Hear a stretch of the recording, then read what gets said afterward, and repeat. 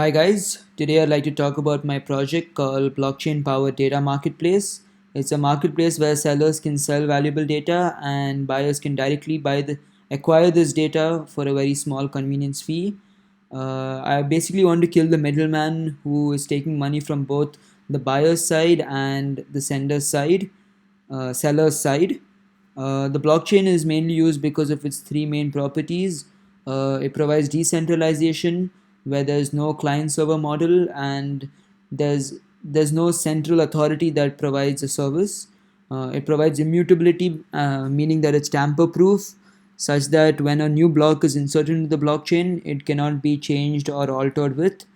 And the last thing is it provides transparency because all transactions are public and can be read by anyone.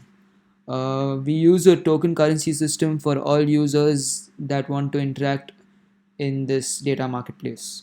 So as you can see over here, only the miners are responsible for reading and writing into the blockchain, whereas buyers and sellers are only responsible for reading from the blockchain. So we have seller nodes, buyer nodes, and miner nodes. A seller is responsible for creating and uploading a data set into the marketplace, and the seller should also provide some meta information about these products so that customers can browse and make a decision. So once a buyer decides to buy, a transaction is initiated, and the buyer would wait for this transaction to be recorded into the blockchain and also wait for a response from the seller, where the seller would read this transaction that a buyer wants to buy a product, and it would create a new transaction in the format of data xyz that would be intended for the buyer. And once this has also been recorded in the blockchain, the buyer can decrypt this message from this transaction and get the purchase data. So all these transactions that we talked about and any of the more further transactions being talked are going to be mined by the miners, because only the miners are responsible for writing into the blockchain. So a miner would work towards selecting and verifying transactions from the mining pool, and it would create a block and compete with each others to get their block into the canonical chain. A miner would receive a block reward of 5 plus all the sum of all transactions included in their block as a block reward, and it needs to create a new transaction for this in the form of reward xyz. So here's a simple case where we have two nodes, a buying node and a selling node, and both these nodes are also a miner node. So the buying node decides to buy a product from the selling node, so it creates a new transaction and broadcasts this transaction. So both of these being miners compete to create a new block with a set of transactions. So in this case, miner 2 wins and creates the first block where the transaction is being recorded for the buying node wanting to buy something from the selling node, and hence this transaction is recorded. Once this block has been broadcasted to everyone, to its peers, each of the peers would read the block's empty for any concerned transactions. So here is when the selling node reads block 1, it would realize that it's received money for a product that someone was trying to buy for, and hence it would update itself by reading this block, and now it needs to create a new transaction to send this data to the buyer, and it needs to encrypt this data. So it encrypts this data and creates a new transaction called as data xyz, and sends it to the mining pool. And now it happens to be that miner 2 again creates block 2, where the transactions are data xyz and the reward transaction for creating block 1. These two are created in block 2 and broadcasted, and hence when this is broadcasted, the buying node can read from this block and realize that it's received a transaction pertaining to itself, and since it's a data transaction, it can decrypt this message and get the acquired data set. So each node that sets itself up in the network should have a public private key, register itself on the network and get a unique node ID, have an account, a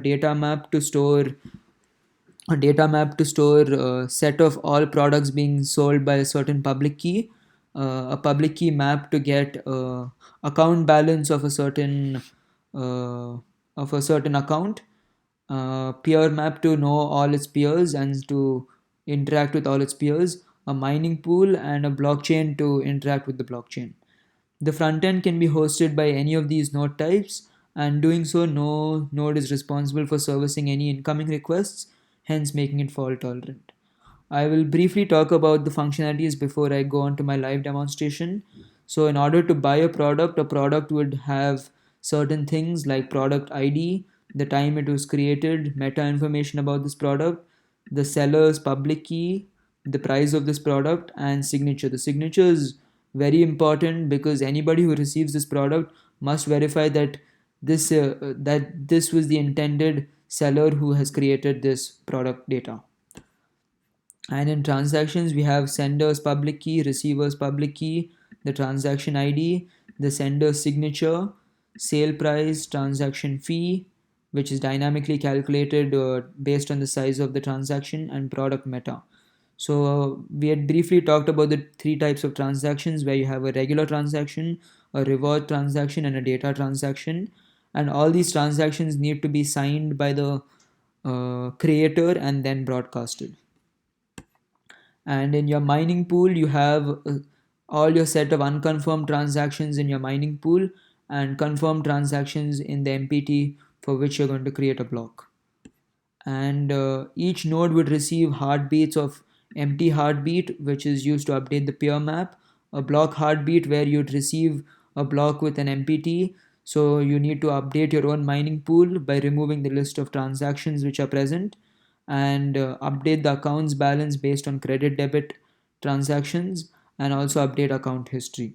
And you can receive a product heartbeat and a transaction heartbeat where you would need to verify the sender.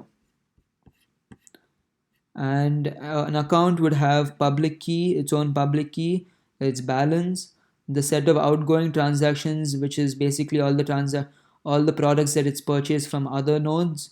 Incoming transactions is set of transactions which other nodes have bought products of this account, and a statement for account history. I will now show you the live demonstration. I start a primary node as 6686 and another node as 5050, and when we start them, so 6686 has its own public key and a balance of around 26. 5050 has its own public key and a balance of 5.6, and this is the address at which it can be reached to. And these are the products being available to 6686 by 5050, and the same thing goes here. What all can 5050 buy? And this is the current state of our blockchain, and this is the set of all the unconfirmed transactions in the mining pool. So it's there. We can see the status of our account, and we can see our account statement. And let us wait for all the transactions to be occurred. So as you can see now, there's only one unconfirmed transaction, and we have 4 blocks in our blockchain, and this is, we can see the data available at a certain block at a certain height. We'll just refresh the account statement, and here is all the data which you have purchased. So 6686 has just purchased one data where this is your data set, and 5050 has also purchased only one data, which is so and so. I'll stop the execution and now explain. So we started off 6686 with a balance of 26 and 5050 the balance of 5.6, and these were all the products that 6686 could buy and 5050 could buy. And we have 4 blocks, So now if you see the mining pool, there's only one unconfirmed transaction, which is block reward for 5 for B56, which if you see is the last block which is being created. So that is fine. And here, as we can see the status of outgoing transactions, there's one outgoing data of for the transaction D6. So basically 6686 needs to send out data for this transaction, and this transaction was received as an incoming over here as here. So once this got set to true, you initiate a new data transaction where you're sending the encrypted data over, and the same thing can happen over here. So now what we can see is the number of rewards transactions is the number of blocks. So we have 2 over here and 2 over here, which basically means 6686 created 2 blocks, and 5050 created another set of 2 different blocks. And here we can see that at height 3 we have these transactions which are included into the block, which is for this transaction and for a block reward, where the block reward is for the previous block of 96. So if you're at height 3 for 96E. And the last thing is in account statement, I want to talk of the different types of transaction types. You have a debit. So from 26, the account balance went down to 17 because of uh, because it had bought this product of 201, which was a sale price of 7 and a transaction fee of 1.69. And then there's a recording of data received, that I've received this data set. uh, there's a credit from 17.5 to 24 because 5050 decided to buy a product from itself for a price of 7, and 1.74 is the transaction fee. Then we have a credit reward because 506686 created this block, and there's also a data sent transaction. So these are the different types of transactions being recorded, and these are the data sets that you have purchased. And coming to the code, I have my handlers class, which would support the following routes, where you can show the blockchain, you can show products, you can show the mining pool, show the account details, you can upload a peer map, you can upload a data map, you can upload a block, you can receive different kinds of heartbeats, display canonical chain, register yourself, get the balance for an account, what is the account statement, and what is the data I've purchased. And I have an RSA class, Go class, which is going to have everything with respect to generating a private public key pair to sign, verify, encrypt, and decrypt data. I have a tokens where it's all regarding the account, where we need to do account creation, add transactions, credit, debit currency, check balance, and update balance, and store transactions in chronological order. And I also have data for different types of data being sent. And yes, that is my code in brief. And the overall future work and issues that I went into is I wanted to implement adjusted difficulty level based on proof of work on how fast and slow the blocks are being created, which is going to be my future work. Uh, while my core and blockchain is built very well, even for integration with front end services, I would still like to work more on creating real data sets and transferring these files over the network.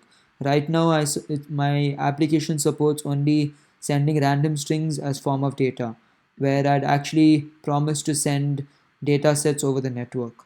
And another set of future work would be to implement logging and to draw more inspiration from storage and database to provide a decentralized marketplace and decentralized storage marketplace powered by blockchain. So this is my project. Hope you guys liked it. Thank you.